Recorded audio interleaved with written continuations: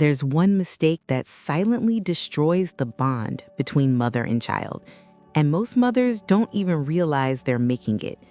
It doesn't come from lack of love, but from a hidden pattern that confuses the child's nervous system and turns presence into pressure. The moment you understand this, everything changes.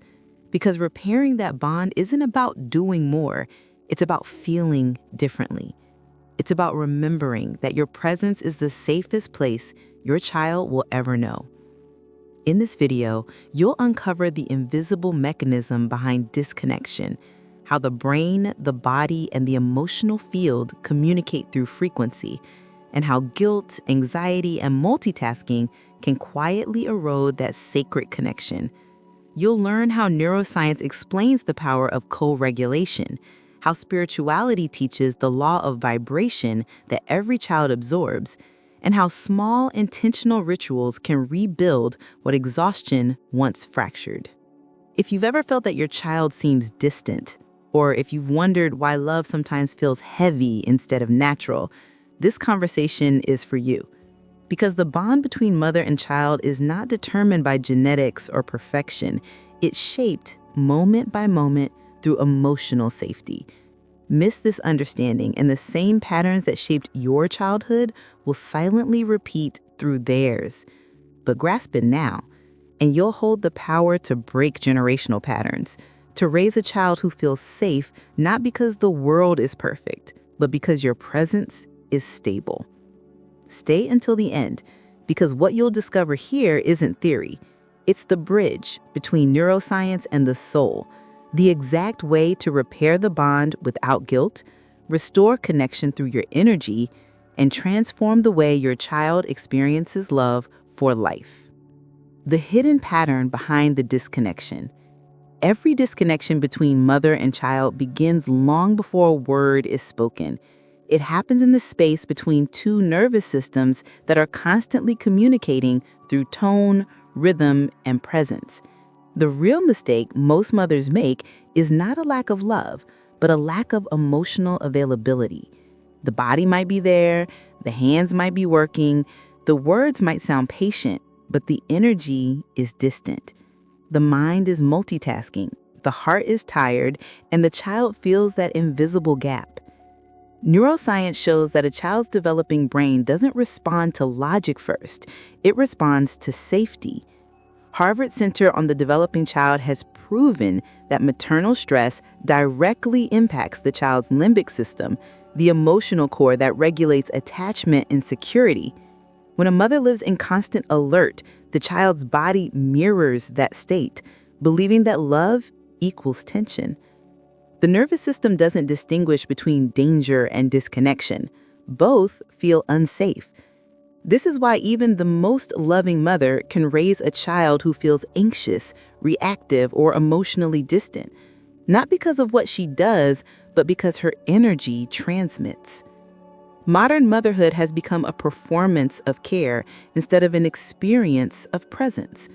Society pressures women to be perfect, to feed the baby, stimulate development, balance work, keep the house peaceful, stay composed. But in this pursuit of doing everything right, mothers are unknowingly disconnecting from the only thing that truly matters: attunement. Presence isn't measured by time, it's measured by resonance. A mother can spend the whole day with her child and still leave their nervous systems unsynchronized. Imagine a moment. A child calls out, "Mom," while the mother is folding clothes, thinking about deadlines, or replaying an argument in her head. She answers softly, "Yes, honey," but her tone is thin, her focus fragmented. The child's brain perceives the subtle mismatch between her words and her energy. The subconscious registers it as emotional absence. Over days and weeks, these micro moments form a pattern. They teach the child that love is not fully present, that connection can vanish without warning. But here's the truth that sets mothers free. This pattern is not your fault. It's inherited. Generations of women were taught to survive, not to feel. Emotional numbness became a protection mechanism passed down unconsciously. When you felt unseen as a child, your nervous system learned that being emotionally open could be unsafe. Now, as a mother, you may be repeating that protection, not because you choose to, but because your body remembers what it's like to guard instead of receive. The child, however, doesn't need you to be perfect. They need you to be regulated. They need a nervous system that says it's safe to exist near me.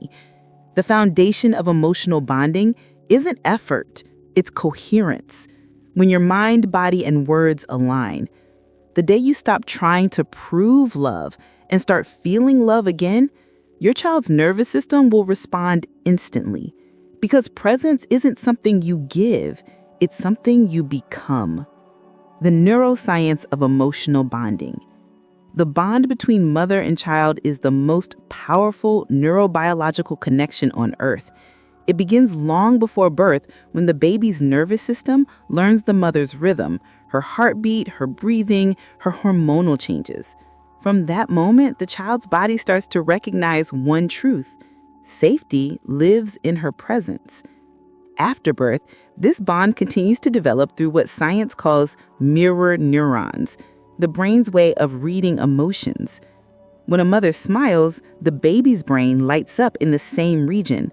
When she frowns or disconnects, the same pattern appears. Every expression, tone, and touch becomes a coded message to the infant's nervous system.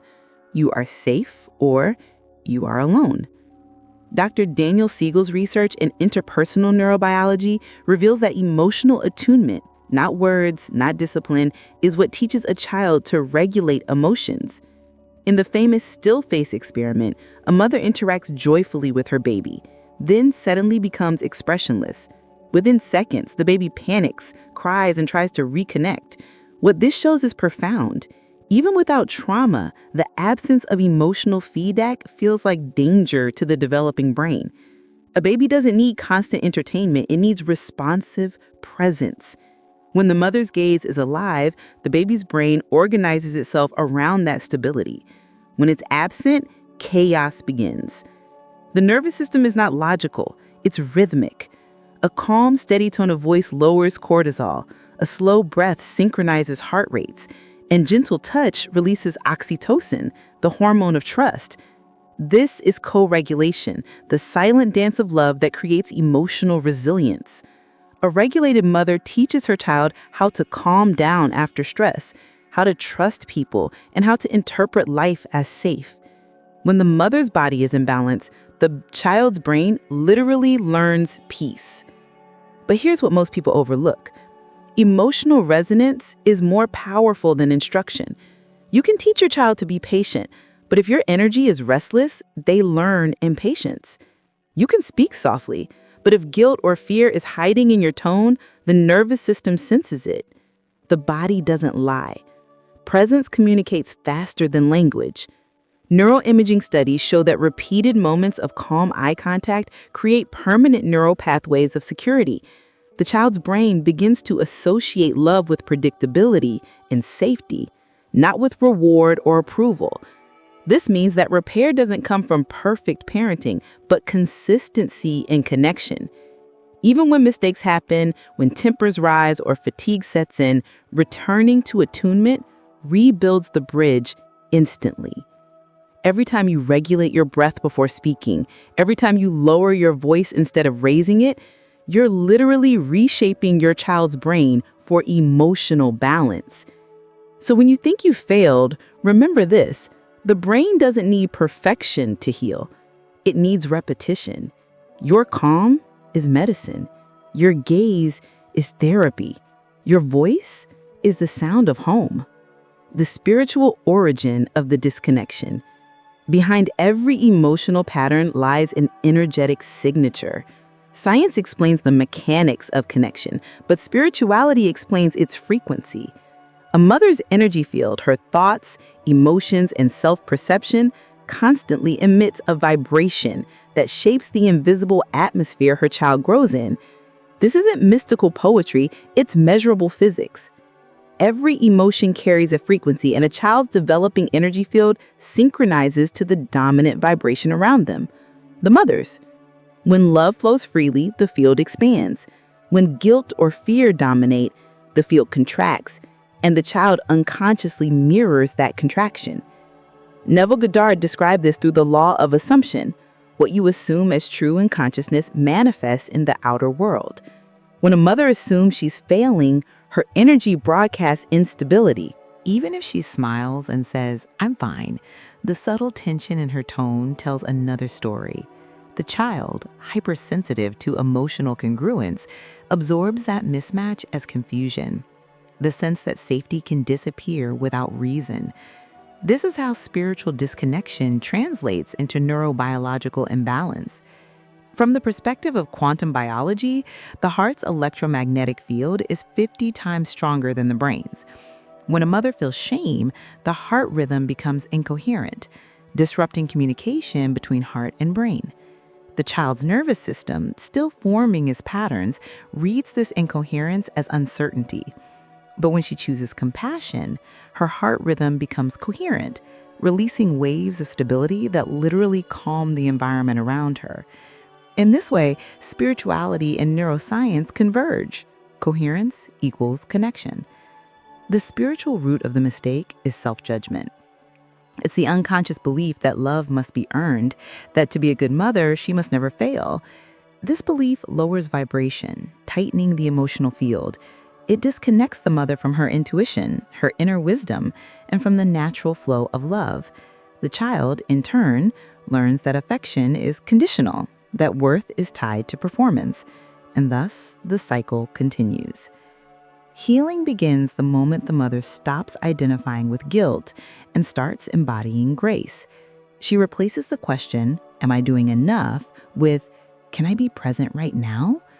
Presence dissolves resistance. It invites the divine intelligence of life, call it spirit, source, or love, to flow through her again. The more she releases judgment, the more the child feels safe, because safety is not created by perfection, but by authenticity.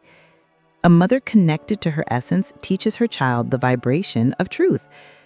Repairing the bond on this level means realigning vibration. It's the decision to hold peace even when the house is noisy, to breathe deeply even when emotions rise, to affirm silently, "I am enough, and my love is felt." Every time she chooses this inner alignment, the field resets. The energy in the room softens. The child's behavior shifts without instruction. What changes is not the technique, but the frequency from which the mother lives. Presence, when rooted in spiritual awareness, becomes medicine. The child doesn't just feel calmer, they feel seen, because the mother has remembered who she truly is, not the performer, not the fixer, but the safe vibration of home. The real mistake is parenting from fear. Fear is a master of disguise. It wears the face of care, responsibility, and even love. It hides behind phrases like, "I just want to protect my child," or "I can't let anything bad happen." But fear-based parenting doesn't protect, it suffocates. It teaches the child that the world is unsafe and that love equals control. When a mother moves through life afraid of doing harm, afraid of being judged, afraid of not being enough, her energy tightens around her child like invisible armor. The child doesn't feel protected. They feel trapped inside the vibration of anxiety. This is the real mistake. Not neglect, not lack of effort, but parenting from a nervous system dominated by fear instead of connection. Brené Brown calls this shame-driven parenting, the unconscious belief that mistakes define worth. When this belief takes root, love becomes performance. Every cry, every tantrum, every unmet expectation triggers panic. The mother reacts to restore order, not presence. She disciplines to silence discomfort, not to teach peace. Over time, this fear conditions the child's brain to associate love with hypervigilance, always scanning for signs of rejection or disappointment. Neuroscience confirms that chronic fear activates the amygdala, the brain's alarm center, and reduces the activity of the prefrontal cortex, the area responsible for empathy, patience, and creativity. When a child grows up surrounded by anxious energy, their body learns to anticipate danger even in safe situations. They may appear defiant, distracted, or emotionally detached, but beneath those behaviors lives a single plea: help me feel safe. Fear in motherhood often begins in the womb. A pregnant woman under stress transmits elevated cortisol through the placenta, shaping the baby's stress response before birth. Later, that same child is born hyper-attuned to emotional shifts. A single sigh or subtle tone change can trigger alertness. What this means is profound. The child's sense of safety doesn't depend on external stability, but on the mother's internal peace. Breaking the cycle starts with self-awareness. Fear loses power the moment it is named. When a mother observes anxiety instead of fighting it, she interrupts the autopilot of reactivity. She begins to see fear as information, not identity. It's the nervous system's way of saying, I don't feel safe right now. And when she learns to regulate that signal through breath, grounding, or prayer, she teaches her child a new definition of safety, calm in the midst of chaos. True authority is quiet. It doesn't shout to be heard. It radiates confidence. When a mother acts from love instead of fear, her presence anchors the room. The child senses it immediately. They no longer seek approval because they feel accepted. They no longer resist rules because they trust the energy behind them. Fear divides, love integrates. One builds control, the other builds connection. To parent from love requires courage. The courage to sit in discomfort without trying to fix it instantly. The courage to say, I don't know, but I'm here. It means letting go of the illusion that safety comes from preventing pain. Safety is born from emotional regulation, not perfection. When the mother becomes calm inside herself, the child's nervous system calibrates to that calm. The journey of conscious motherhood begins when fear becomes the teacher, not the master. When the heart learns that love needs no defense, connection becomes natural again.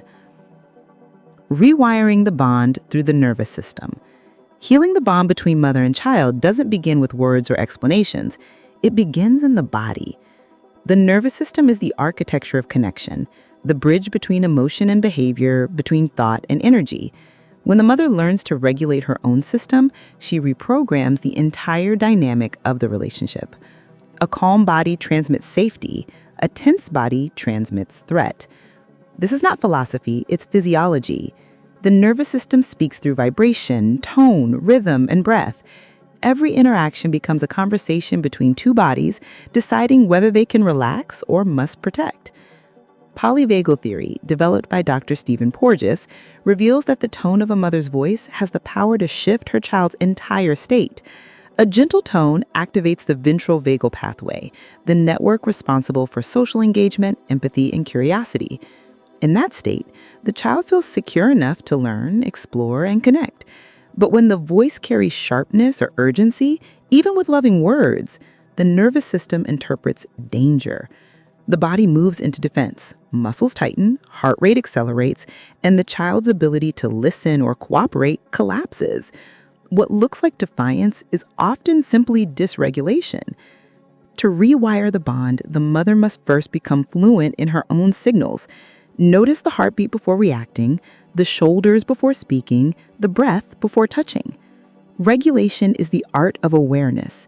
When tension rises, she grounds herself through simple physiological resets, inhaling slowly through her nose, exhaling longer through her mouth, feeling the soles of her feet connect to the floor. These acts deactivate the stress response, returning the body to balance. This self-regulation doesn't just calm the mother, it rewires the child. Co-regulation is the silent therapy that happens every day without a single word. When the mother slows down, her child's body unconsciously matches that rhythm. It's how humans learned safety long before language existed. In one study from the University of California, researchers found that when mothers practiced slow breathing for 5 minutes a day, their infants showed measurable decreases in cortisol levels within a week.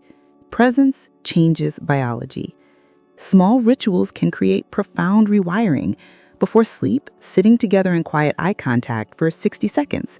No distractions, no lessons, just shared breath synchronizes both nervous systems. During moments of conflict, placing a hand over the heart while saying softly, "We're safe," communicates more than 100 words could. Over time, these consistent micro-moments reshape neural pathways. The brain stops associating love with tension and begins associating it with calm.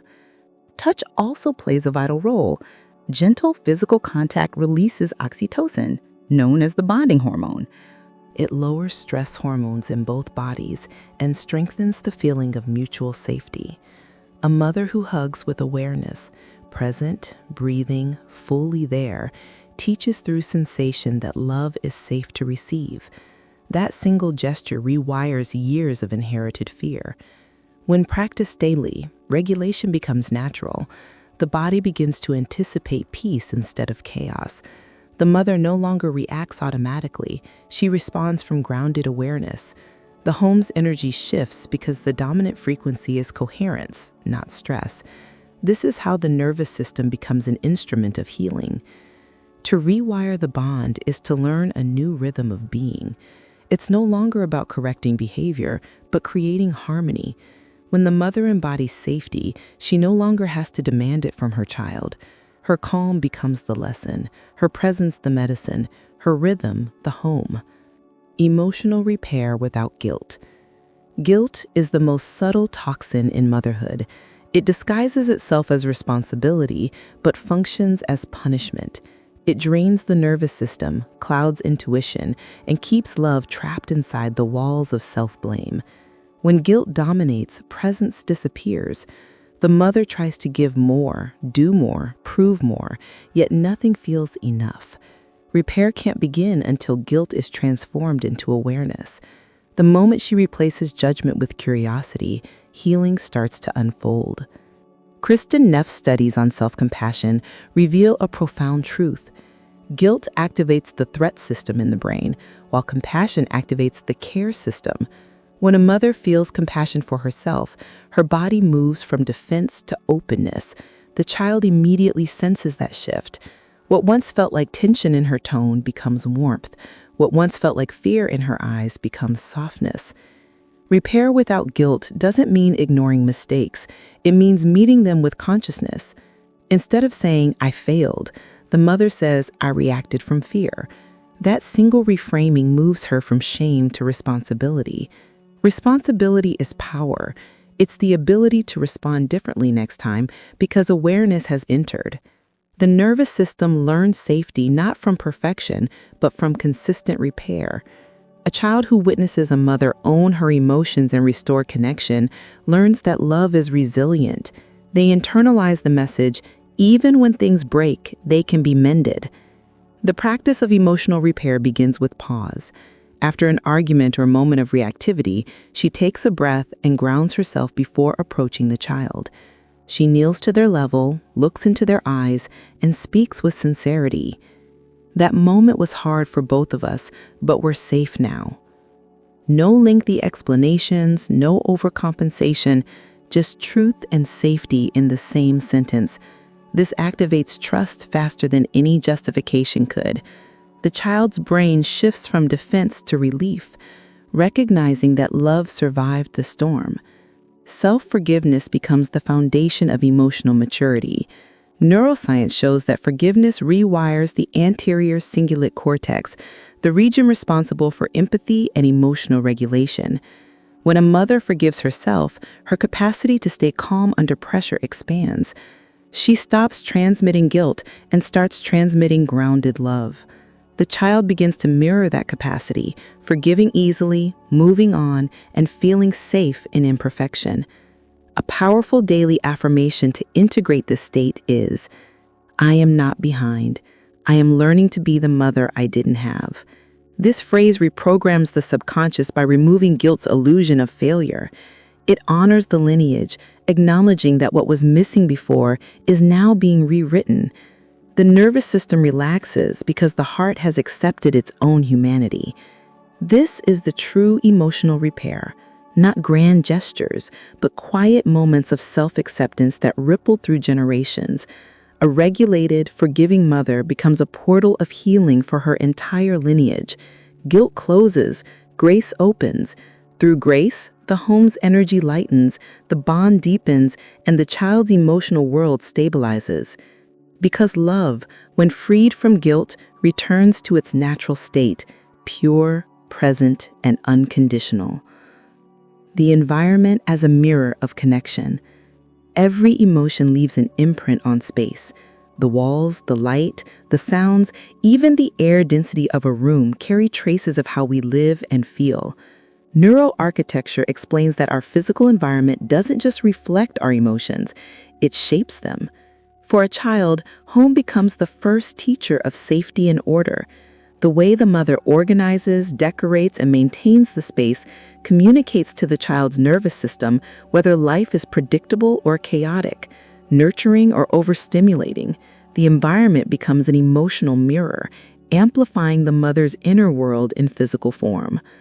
A cluttered, noisy, or visually saturated room tells the brain to stay alert. It increases the activity of the amygdala, the brain's alarm center, leading to irritability, distraction, and fatigue.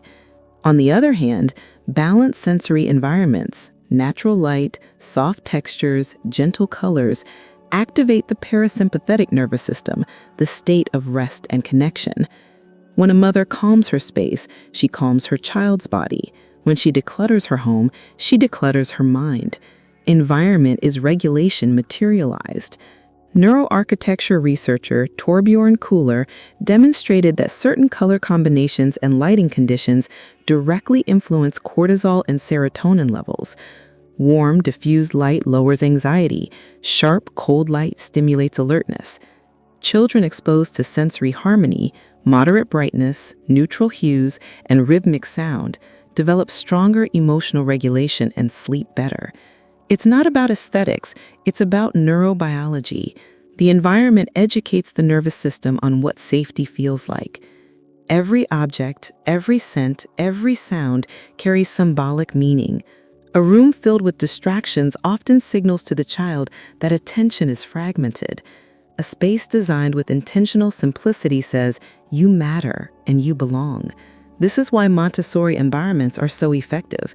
They combine beauty, order, and accessibility, allowing the child to move with autonomy and peace. It's a philosophy that mirrors emotional coherence, external order supporting internal calm. Spiritually, the home also acts as a vibrational amplifier. The energy you carry while cleaning, cooking, or arranging objects infuses the atmosphere. A hurried gesture radiates tension, a mindful touch radiates peace. When you light a candle, open a window, or play soft music, you're not performing rituals, you're tuning the energetic frequency of your family's emotional field. Your home becomes a living organism, a reflection of your consciousness. Repairing the environment is therefore an act of self-repair. When you choose harmony in your surroundings, your nervous system registers that you are safe enough to relax. That relaxation becomes contagious. The child no longer needs to seek control through behavior because the space itself teaches control through calm rhythm. A small, practical ritual can change everything. Once a week, sit in silence inside your child's room. Observe how it feels. If there's agitation, add softness, a textile, a plant, a warm light. If there's stagnation, bring movement, a gentle scent, a window open to natural air. The goal isn't perfection, but resonance. Let the environment breathe the same peace you wish to feel inside. The environment is never neutral. It either nurtures or depletes the nervous system. By making your home coherent with your energy, you offer your child the most primal message. Love is not chaos. Love has rhythm, texture, and space. Love can be felt in the air. The moment of realization. Transformation doesn't arrive in a dramatic event. It slips in quietly through awareness. It happens one ordinary afternoon in the middle of noise or silence when a mother suddenly notices that something feels different. The rush inside her has slowed. The child's eyes hold longer, their breath aligns, and for the first time in a long while, the room feels like a sanctuary instead of a battlefield. This is the moment of realization, when she understands that what her child needed was never more stimulation, more toys, or more structure, but more presence flowing from a peaceful nervous system. A mother once shared that after weeks of practicing these small shifts, pausing before reacting, breathing before speaking, touching with intention, she found her child waiting by the window, calm, smiling, grounded. Not clinging, not demanding, just there. She realized that her calm had become her child's anchor. What once felt like resistance had turned into connection. There was no miracle, no external technique, only the internal reorganization of energy that radiated outward. Her child's behavior changed because her frequency did. Every mother reaches this point differently. For some, it happens in the middle of a crisis when they can no longer control everything. For others, it's in a quiet bedtime moment when the child places a hand on her cheek, silently saying, "I feel you." In that instant, the mother's mind stops searching for answers. The heart takes over. She sees that motherhood was never about performance. It was always about presence. The moment of realization isn't the end of struggle. It's the end of unconsciousness. It's the recognition that peace was never something to be achieved. It was always available beneath the noise. Once awareness opens, the mother begins to notice how the smallest gestures hold power. The tone used when calling the child's name, the way she enters a room, the way she looks during silence. These are portals of influence, shaping the child's sense of worth and belonging. From that day on, she stops chasing balance and begins living rhythm. The home doesn't need perfection, it needs coherence. The child doesn't need entertainment, they need emotional security. She begins to parent from the inside out, her calm becoming the architecture of love itself. The realization is profound yet simple. She no longer tries to fix her child because she has finally remembered that connection is the cure. This awareness becomes her compass. She no longer asks, "Am I doing enough?" but instead, "Am I aligned with love right now?" The difference is life-changing. She notices that discipline no longer feels like control, but guidance. Correction turns into teaching through energy, not force. She begins to see motherhood as a spiritual apprenticeship, a path of returning to the heart. In this state, communication becomes effortless. The child listens without fear because the mother speaks without tension. The energy in the home feels lighter, the air easier to breathe. She doesn't need to raise her voice. Her presence carries authority. This is not compliance, it's attunement. The child follows not from obligation, but from resonance. That is the power of realization. The understanding that the most healing thing a mother can offer is her regulated presence. Every moment she chooses calm over chaos, awareness over reaction, she teaches her child a silent truth. Love is safe, and it's here. Integration, the formula for repair. Repairing the bond between mother and child is not a process of adding more. It's a process of realignment. Once awareness has opened and the mother has seen the truth beneath the patterns, integration becomes the daily practice that anchors the transformation. Integration means living the healing, embodying what was once only understood intellectually. It is the bridge between realization and rhythm, the point where knowledge becomes instinct. The formula for repair rests on 4 pillars: awareness, regulation, compassion, and intention. Awareness illuminates the pattern, regulation restores safety, compassion transforms guilt, and intention designs the environment to sustain peace. These 4 elements work together, forming a cycle that continually refines itself. When practiced consistently, they reshape both the mother's and the child's nervous systems, creating a shared frequency of calm. Awareness begins each morning with a pause. Before entering the day, She places a hand on her heart and listens. How am I feeling right now? Not to judge, but to notice. Awareness is honesty, not perfection. It allows her to see when she's slipping back into autopilot or tension. Each time she chooses to pause, she prevents old patterns from hijacking the moment. This simple act rewires her brain for presence. Regulation follows awareness like breath follows heartbeat. When emotions rise, she doesn't fight them, she grounds them. A deep inhale through the nose, a slow exhale through the mouth. Shoulders drop, jaw softens, body reopens. The child watching this learns emotional literacy through imitation. Without a word, they learn that feelings are waves, intense but temporary. A mother who regulates teaches her child how to return to peace without repression. Compassion is the soul of the formula.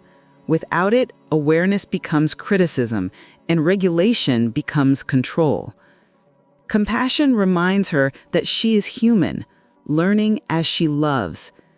It rewires the brain to associate mistakes with growth rather than punishment. Each time she forgives herself, she sends her child the clearest message of all. Love is unconditional, even when I stumble. This breaks generations of silent shame. Intention is where healing meets design. It's how she structures her days, arranges her space, and chooses her words. Intention is energy with direction. A home prepared with conscious intention becomes a sanctuary that supports emotional coherence. The lighting, sounds, and textures reinforce the state of calm she is cultivating internally. Neuroarchitecture confirms that environment either sustains regulation or drains it. The mother who lives intentionally creates harmony between inner and outer worlds. Integration is not linear. Some days the rhythm flows easily. Other days the old frequencies return. But even then, repair is immediate. The nervous system learns safety not from absence of stress, but from the consistent return to balance. Over time, the body remembers peace as its natural state. The mother no longer fears losing connection because she knows how to rebuild it. The bond becomes flexible, resilient, alive. Practice daily for 21 days, this formula creates new neural pathways of trust. Awareness stabilizes perception, regulation resets the body, compassion expands emotional space, and intention shapes the physical world. Together, they form a living system of connection. The home feels different. The child laughs more easily. The mother breathes deeper. Repair is not about rewriting the past, but redeeming the present. Every moment of mindfulness is a seed of safety planted in the child's memory. Years later, when the child faces their own challenges, this imprint of calm becomes their inner compass, the echo of a mother who taught them that love never leaves. It simply evolves. You've reached the point where awareness and healing meet action. By now, you've understood that the bond between mother and child isn't built through perfection or performance, but through energy, coherence, and emotional truth. Every insight you've received here has already begun to shift your vibration. The moment you started breathing slower, listening deeper, or forgiving yourself while watching, your nervous system began to reorganize towards safety. That's how change works, not through information, but through resonance. Now I want you to anchor this transformation. Words have frequency. When we write something with intention, we send a message to the subconscious mind, a command that shapes future behavior. So, in the comments, write the phrase, "I choose connection over perfection." This is not just engagement, it's a declaration. Each word carries vibration. I choose means power. Connection means coherence. Over perfection means liberation. When you type it, your body releases the story of guilt and replaces it with the energy of truth. Take a deep breath before writing it. Feel the meaning inside your body. You are not behind, you are awakening. You're not trying to fix motherhood. You're remembering it in its purest form as the art of being. By anchoring this phrase, you create a small, energetic ritual that extends beyond the screen. Your home begins to align with this decision. Your child starts to feel the difference, even if no words are spoken. When you leave that comment, you're also creating a digital circle of resonance. Other mothers will read your words, feel their own reflection, and begin their healing too.